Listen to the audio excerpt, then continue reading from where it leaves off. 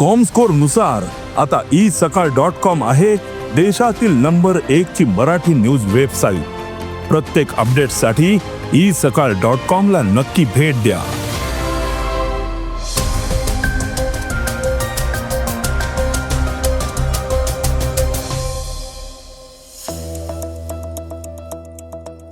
ओमानमधून थेट गुजरातमध्ये गॅस पोहोचवण्याची मोदी सरकारची योजना आहे। तर मुंबईत पाण्याच्या टँकरसाठी OTP प्रणाली लागू होणार आहे। राज्यात 2 दिवस पावसाचा इशारा देण्यात आलेला आहे। तर इराण विरुद्धच्या युद्धात अमेरिकेनं इस्रायलची साथ सोडल्याची चर्चा आहे। IRCTC आता रेल्वे गाड्यांमध्ये इंडक्शन कुकिंग सुरू करणार आहे। तर रोहित बाबत BCCIनं महत्त्वाचे अपडेट्स दिले आहेत। याशिवाय सुरभी चंदना आणि तेजस्वी प्रकाश यांच्यातील शीतयुद्ध अखेर संपुष्टात आलेलं आहे। या बातम्या आपण आजच्या पॉडकास्टमध्ये ऐकणार आहोत। नमस्कार, मी गौरी कुबेर। आज 10 जून वार बुधवार। तुम्ही ऐकत आहात देशातील नंबर 1 मराठी न्यूज वेबसाईट isakal.comचं पॉडकास्ट।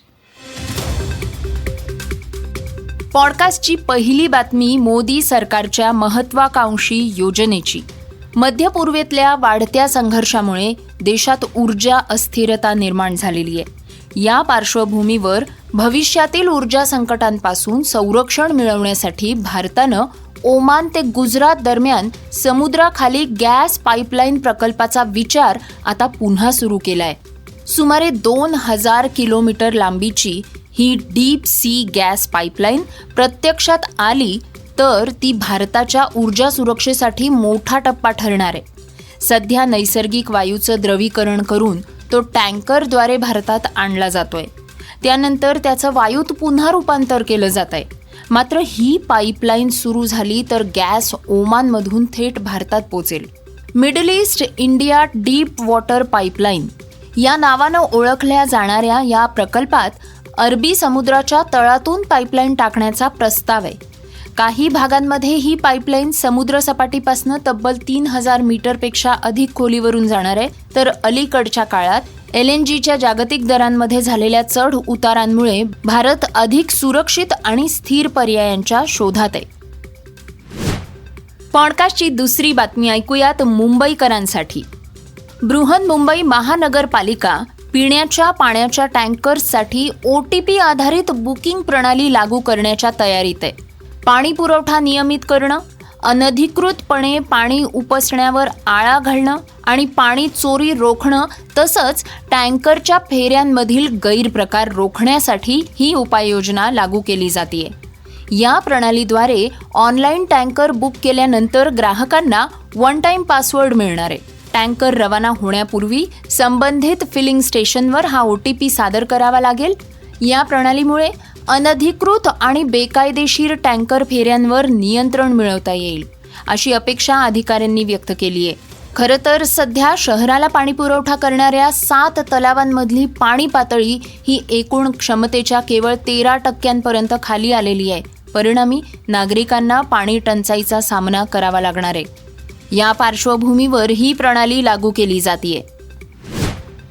ऐकूयात पॉडकास्टची तिसरी बातमी मॉन्सून संदर्भातली।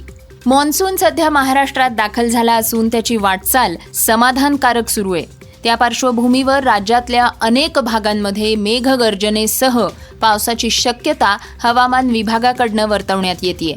हवामान विभागाच्या अंदाजानुसार आगामी 2 दिवस मध्य महाराष्ट्रातील नाशिक, अहिल्यानगर, पुणे, सातारा, सांगली, कोल्हापूर आणि सोलापूर या जिल्ह्यांमध्ये विजांच्या कडकडाटासह हलका ते मध्यम पाऊस पडण्याचा अंदाज आहे। याशिवाय मराठवाड्यातील छत्रपती संभाजीनगर, जालना, परभणी, बीड, हिंगोली, नांदेड, लातूर आणि धाराशिव या जिल्ह्यांनाही वादळी पावसाचा इशारा हवामान विभागाकडनं देण्यात आलेला आहे। तसंच विदर्भातील अकोला, बुलढाणा, नागपूर, चंद्रपूर, गडचिरोली, वर्धा आणि यवतमाळ या जिल्ह्यांमध्ये विजांसह पावसाची शक्यता हवामान विभागानं वर्तवली आहे। कोकणातील पालघर, ठाणे, मुंबई, रायगड, रत्नागिरी आणि सिंधुदुर्ग जिल्ह्यांमध्ये सुद्धा हलका ते मध्यम पाऊस सुरू राहणार असल्याचं हवामान विभागानं म्हटलंय। पॉडकास्टची चौथी बातमी इराण युद्धासंदर्भातली। इराण युद्धाच्या सुरुवातीला अमेरिकेसह बहरीन आणि संयुक्त अरब अमिरातीसारख्या देशांनी इस्रायलला पाठिंबा दिला होता. मात्र आता परिस्थिती बदलली असून इस्रायल आंतरराष्ट्रीय स्तरावर एकाकी पडत असल्याचं चित्र समोर येत आहे. अमेरिकेचे राष्ट्राध्यक्ष डोनाल्ड ट्रम्प यांनी इस्रायलचे पंतप्रधान बेंजामिन नेतन्याहू यांना थेट इशारा दिल्याचं वृत्त आहे. खरं तर अमेरिकेला इराणचा अणु कार्यक्रम हा मुख्य मुद्दा ठेवून तोडगा काढायचा आहे. मात्र इराणवरील कारवाई सुरू ठेवण्याची इस्रायलची भूमिका आहे. महत्त्वाचं म्हणजे सौदी अरेबिया, कतार आणि संयुक्त अरब अमिरातीसारखे देशही आता इस्रायलपासून लांब राहण्याचा प्रयत्न करतायत. पॉडकास्टची 5वी बातमी ऐकूयात, रेल्वेतल्या जेवणासंदर्भातली. IRCTCनं पुन्हा ट्रेनमध्ये अन्न शिजवण्याचा निर्णय घेतलाय. मात्र यावेळी सुरक्षेचा विचार करून LPG गॅसऐवजी विजेवर चालणाऱ्या इंडक्शन शेगड्यांचा वापर केला जाणार आहे. काही वर्षांपूर्वी सुरक्षेच्या कारणास्तव धावत्या गाड्यांमध्ये स्वयंपाक करण्यास बंदी घालण्यात आली होती. मात्र त्यानंतर विविध स्थानकांवरील बेस किचनमधून तयार अन्न गाड्यांमध्ये पुरवलं जात होतं. मात्र आता हा नियम बदलण्यात आलेला आहे. आधुनिक LHB पॅन्ट्री कारमध्ये अत्याधुनिक सुरक्षा यंत्रणांच्या मदतीनं अन्न शिजवलं जाणार आहे.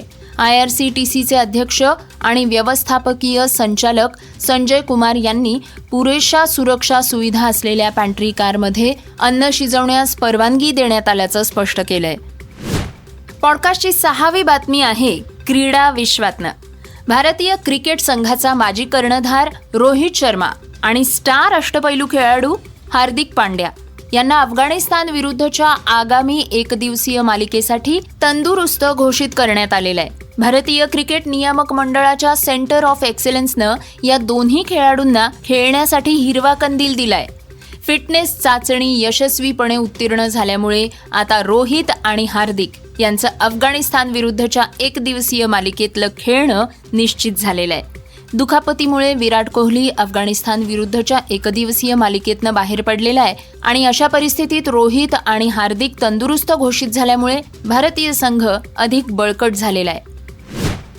पॉडकास्टची शेवटची बातमी सुरभी चंदना आणि तेजस्वी प्रकाश यांच्यातल्या वादासंदर्भातली.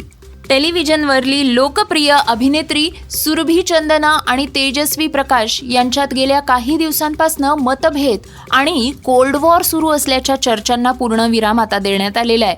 8 जूनच्या रात्री मुंबईत आयोजित इश्क दम और इडलीच्या भव्य सक्सेस पार्टीला या दोन्ही अभिनेत्रींनी केवळ हजेरीच लावली नाही तर त्यांच्यातल्या मैत्रीपूर्ण वागणुकीवरनं स्पष्ट केलं की त्यांच्यात आता कोणताही दुरावा उरलेला नाहीये.